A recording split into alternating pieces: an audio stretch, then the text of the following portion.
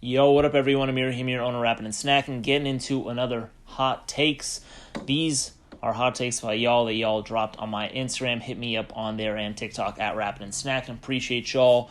And yeah, these are some that I got from y'all a few weeks back and gonna answer some more.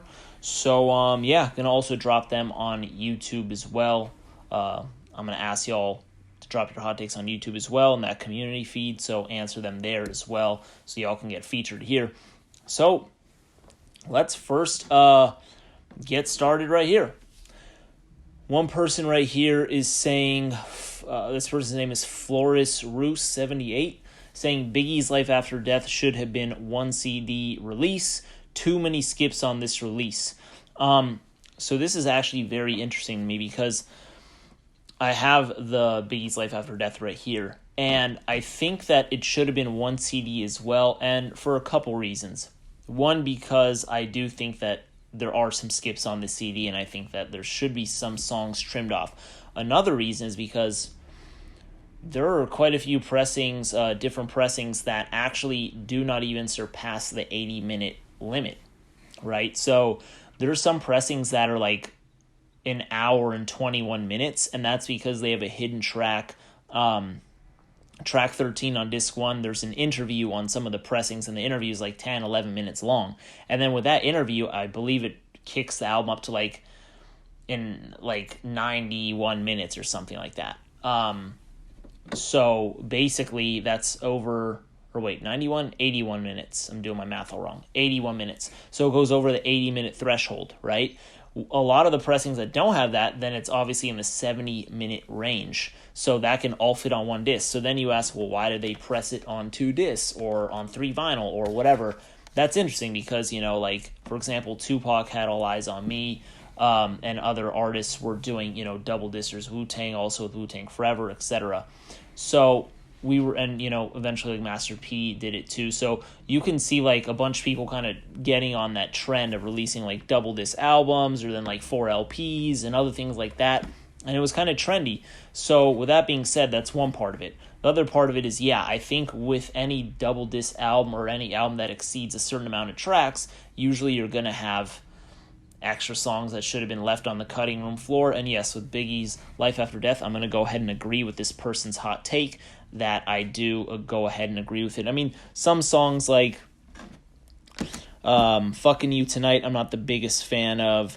Nasty Boy, I'm not the biggest fan of. Play Hater, I'm not the biggest fan of. Even Miss You, I'm not the biggest fan of. So there's some songs, and there's other songs I think just could have been done better.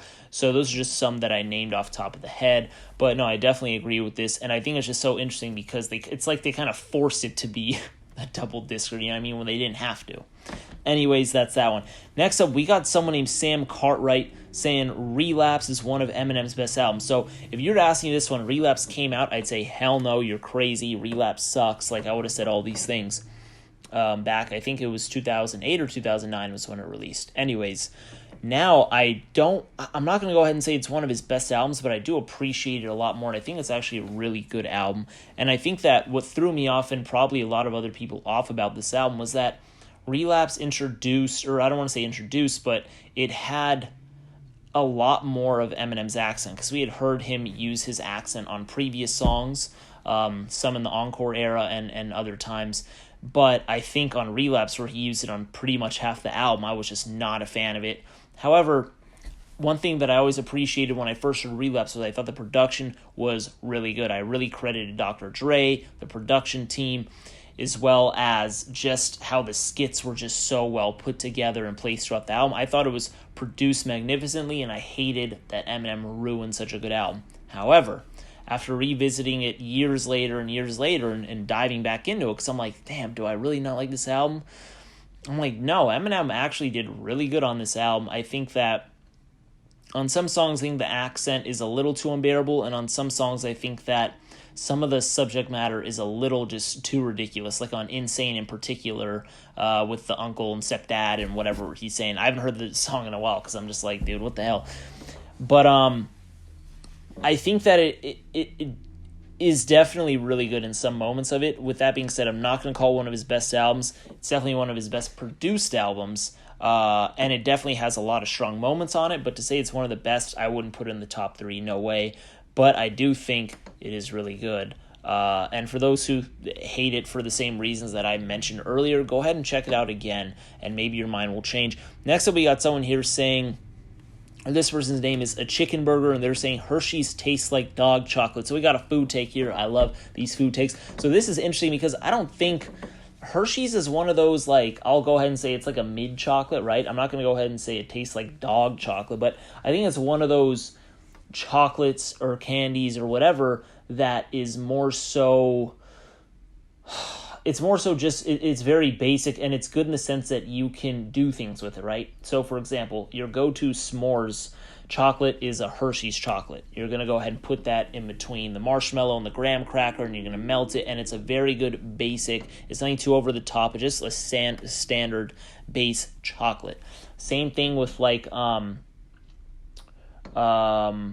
what else do they do with the Hershey's? That's one thing. Oh, like Hershey's chocolate syrup. That's another thing. Like I've used that in chocolate. I've used that with milk to make chocolate milk. I've used it in making like chocolate martini. So Hershey's is like a very just good base chocolate. It doesn't provide too much, and it's not too little. It's just kind of in between. It's just a very good like standard chocolate. Now, would you catch me eating Hershey's chocolate just a bar? No, I think that's a little strange. I wouldn't do that. Also, one good thing that Hershey's does is Hershey's has a good like their Oreo Hershey's chocolate bar, I always think is pretty good and really awesome. So that's another good thing that Hershey's does. But anyways, boom, I love doing these food takes. Next up, we got someone named Sunny8X. This person saying, besides all the dumb talk, in general, the game has a better discography than 50 Cent. Now, yeah, man, I think I've said this before. I don't know if I've said directly to 50 Cent. I think the game has such an excellent discography. It's definitely one of the best discographies in rap music, which is actually crazy to say for some people to kind of grasp that, but his discography is so great. But yes, aside from all that ridiculous talk, I mean, yeah, it's kind of sometimes hard to get over with the stuff he says on social media, whether he says Kanye's done more than Dr. Dre for him in his career, or he starts dissing Eminem, or he starts dissing 50 Cent over and over again, or G-Unit, or whoever. Like, he talks a little too much, but at least he backs it up with skills on the mic. And sometimes, I say all that to say, sometimes even his pen game can be a little bit better, but he's really good at making good albums. He knows how to just make good songs and how to put features on that complement his style and complement the beat. I think the game is very underrated in that regard. 50 Cent, he was on a run. I mean, like with Get Rich or Die Trying and the soundtrack and his mixtapes and like The Massacre and even like songs here and there, I think he did excellent, but his stay was more short-lived. It was just a huge impact. Like, his impact was felt. The game didn't have an impact as big as 50 Cent, but I think the game, as far as albums, just did a better job. But yeah, I'm going to go ahead and agree with Sunny8X. I really do.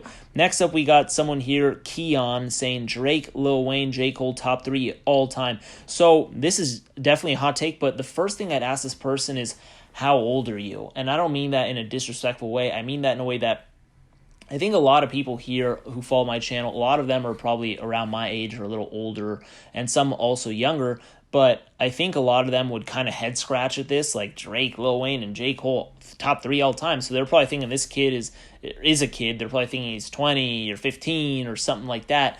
And the thing is that, you know, Nas is not going to be in everyone's top 5. Who else? Jizza, Method Man, like all these rappers are not going to be in people's top 5. Scarface not be in everyone's top 5. Andre 3000, Tupac, like not all these people are going to be in everyone's top 5, and that's just how it is, you know.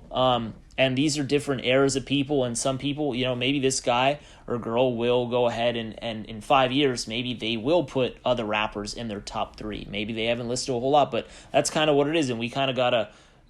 I'm not saying my top 3 is better than this person's top 3. But I think it shows a lot of perspective in people who are different ages, grew up at different times, and then like what was popping when they started listening to music too, because we all do have that kind of bias. So I'm not going to go ahead and say like that's a bad top 3. I personally don't agree with it. My top 3, it's like it's kind of difficult. Like for me, it's like Ice Cube, Tupac, Nas. But I mean, I don't think they're the best 3 rappers. No way do I think that. There's just my personal favorite 3 rappers.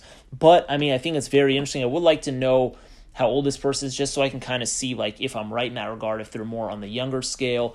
But it is interesting, and it's not to say they're bad. I think all those artists are good, or J. Cole's probably my least favorite of the three, but I think they all have something to offer. So anyways, shout out to Keon, appreciate you. Next up, we got someone here named J4YD3N, I don't know what I'm saying. In and out over any burger joint. Another food take, and I'm going to go ahead and I need a little context here. So what do you mean by any burger joint? Is that just like a fast food burger, fast casual burger, something with like a drive-through? Or are we talking about like restaurants and all that stuff? Because if we're talking about restaurants and all that stuff, no way. But if we are talking about more of a pick-up-and-go burger, then for sure. And I will say I haven't had like Whataburger. I haven't been to a place that has Whataburger yet, or at least if I have not picked it up. And believe it or not, I haven't had Shake Shack yet, which is crazy because they opened up a bunch around my area. But back in the days when I wanted to try it, it was only on the East Coast, like New York, so I wanted to try it there. So when they popped up over here, I wasn't trying them. Now they're everywhere. I'm just going to go ahead and try it. But In-N-Out, as far as all like the more convenient burgers, yes, 100% the best burger that I've personally had in those type of settings and standards, for sure. In-N-Out is so freaking good, and their menu is so simple. And that's just what it comes down to. So what can you do that is simple? Can your simple execution work? And In-N-Out, as simple as it gets, as good as it gets, super, super, super bomb.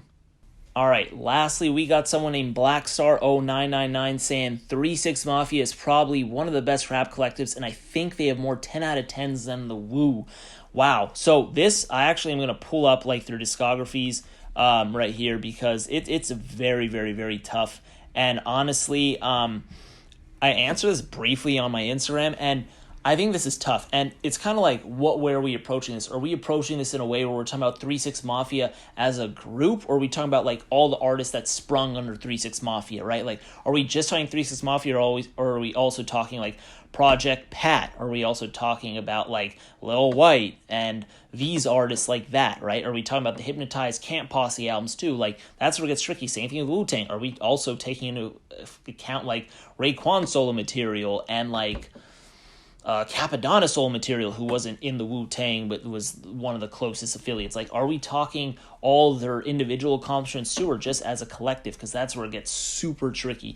But as far as just like 3-6 Mafia's albums like Mystic Styles and The End and Chapter 2 World Domination, When the Smoke Clears, Most Unknown, and The Unbreakables, and all these, I'm going to go ahead and say, yeah, I would take those over Wu-Tang's studio albums like Enter the 36 Chambers, Wu-Tang Forever, The W, Iron Flag, because although I think Enter the Wu-Tang and Wu-Tang Forever are the clear two standouts from Wu-Tang's discography, 3-6 Mafia was really on a roll there, and they were just dropping freaking bangers, dude. And although you may say that Enter the Wu-Tang is the best album out of the whole bunch, well, When the Smoke Clears and Most Unknown and Chapter 2 World Domination, those are three insanely excellent albums. And even The End and Mystic Styles are dope too. So, The Unbreakables and like Choices, the album. So,